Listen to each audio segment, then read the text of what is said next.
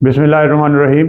आज हम समझने की कोशिश करेंगे कि जो फाइनेंशियल स्टेटमेंट में एनालिसिस हैं वो कितनी तरह के होते हैं और उनको हम डिटेल से समझने की कोशिश करेंगे। तो फाइनेंशियल स्टेटमेंट यानी FSA, इसके जो एनालिसिस हैं नॉर्मली वो तीन तरह के बड़े एनालिसिस, बेसिक एनालिसिस किए जाते हैं। पहला हम कहते हैं कि ये रेशो एनालिसिस है। रेशो एनालिसिस आपको बताता है कि कंपनी की सिचुएशन इंटरनली क्या है, यानी कंपनी की लिक्विडिटी क्या है। ये आपको बताएगा कि कंपनी की लिक्विडिटी पोजीशन क्या है।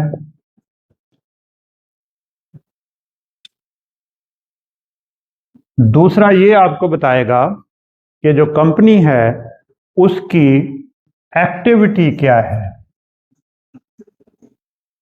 एक्टिविटी रेशो क्या है, कहाँ पे गड़बड़ है। तीसरा ये आपको बताएगा ये रेशो कि इसकी लीवरेज पोजीशन क्या है, यानी कंपनी का स्ट्रक्चर कैसा है। चौथा आपको ये बताएगा कि इसकी कवरेज रेशो क्या है, कवरेज रेशो क्या है, यानी कंपनी अपने टैक्सेस को, इंटरेस्ट को मीट करने के लिए कितनी कवरेज रखती है। और फिर ये आपको बताएगा कि प्रॉफिटेबिलिटी रेशो क्या है।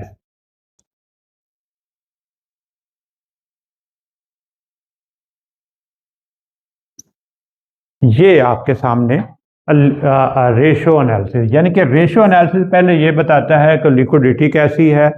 कहीं लिक्विडिटी जो है, जैसे मैं कहूँ तो लिक्विड जो है ना वो ब्लड है, जैसे आपकी वेन में जा रहा है, तो ये ना ज़्यादा अच्छा होता है और ना ये कम अच्छा होता है। एक्टिविटी रेशोज बताती हैं कि कंपनीज की एक्टिविटी कैसे परफॉर्म कर रही हैं, यानी कंपनी के रिसीवेबल्स बढ़ रहे हैं, कम हो रहे हैं, इन्वेंट्री किस तरह से है। लीवरेज रेशो कंपनी का स्ट्रक्चर बताती है कि उसमें डेट कितना है और इक्विटी कितनी है और रिस्क कंपनी का कितना है।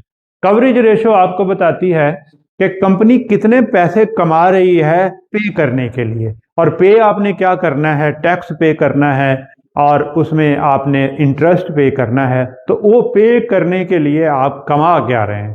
प्रॉफिटेबिलिटी रेशो जो है ना वो प्रॉफिट के बारे में बता रही है। आज हम इसके एनालिसिस दूसरे, यानी हम पढ़ेंगे कॉमन साइज एनालिसिस और हॉरिजॉन्टल एनालिसिस। तो कॉमन साइज एनालिसिस क्या बताते हैं? Common size analysis, common size analysis आपको ये बता रहा है कि आपकी जो कंपनी है उसका स्ट्रक्चर कैसा है। तो इसके लिए हम क्या करते हैं, हम इसके लिए इनकम की जो सबसे बड़ी आइटम है यानी सेल से हम सारी इनकम की आइटम को डिवाइड कर देते हैं और 100 से मल्टीप्लाई कर देते हैं। इनकम की तमाम आइटम्स, इवन सेल्स भी, तो सेल्स डिवाइडेड बाय सेल्स ये 100% हो जाएगी। अब 100% सेल में से कॉस्ट ऑफ गुड सोल्ड कितने परसेंट है, जाहिर है वो कोई परसेंटेज होगी, 70% है। इसी तरह से एक्सपेंस कितने परसेंट है, मैं कहता हूं कि चले 20% है। तो इनकम कितने परसेंट है, मैं कहता हूं कि ये 10% है। इस तरह से ये एनालिसिस जो है, जो कंपनी का स्ट्रक्चर का एनालिसिस करता है वो ये।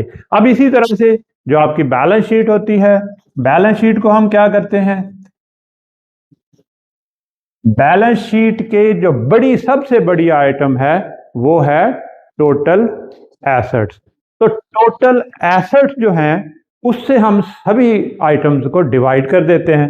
तो इस तरह से हम बता सकते हैं कि हमारे पास करंट एसेट्स हैं वो कितने परसेंट है, मैं सपोज करता हूं कि 20% है।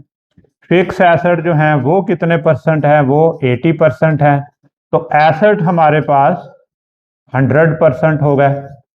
अब इसी तरह से मैं ये भी कह सकता हूँ कि लायबिलिटीज कितने परसेंट हैं और ओनर इक्विटी कितने परसेंट है। फर्ज करते हैं कि लायबिलिटीज है, मैं कहता हूँ जी ये 60% है और ओनर इक्विटी जो है ये आपकी 40% है। और इस तरह से लायबिलिटीज प्लस ओनर इक्विटी, और ये भी आपकी 100% हो गई। तो ये बैलेंस शीट का स्ट्रक्चर, यानी ये स्ट्रक्चरल एनालिसिस है। अब इसी तरह से हम हॉरिजेंटल एनालिसिस जो है वो पीरियड का एनालिसिस है। हॉरिजेंटल एनालिसिस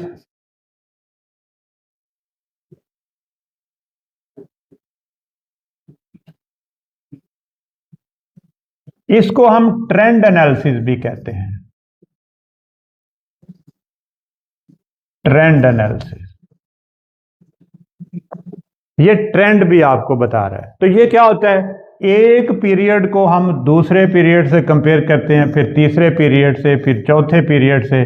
फर्ज करें 2020, 2021, 2022, 2023, तो फिर हम दो चीजें मालूम करते हैं। एब्सोल्यूट चेंज कितना है, यानी एक से दूसरे पीरियड में जाएंगे तो कितना चेंज है। ये सारी आइटम्स, ये इनकम की भी और ये बैलेंस शीट की भी, कि ये सारी आइटम्स की चेंज कितनी आई है, और ये फिर एक लाइन हमें बताएगी, एक ट्रेंड हमें देगी। तो इसको हम ट्रेंड एनालिसिस भी कहते हैं।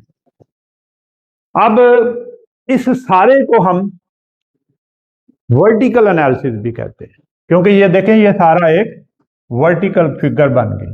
तो इसका नाम हम वर्टिकल एनालिसिस भी हम इसको कहते हैं। तो आज हमने ये सारी रेशोज ऑलरेडी हमने पढ़ ली हैं। तो आज हम थोड़ा आगे बढ़ते हैं और आगे बढ़ के हम कोशिश करते हैं कि प्राइस अर्निंग को समझने की कोशिश करते हैं।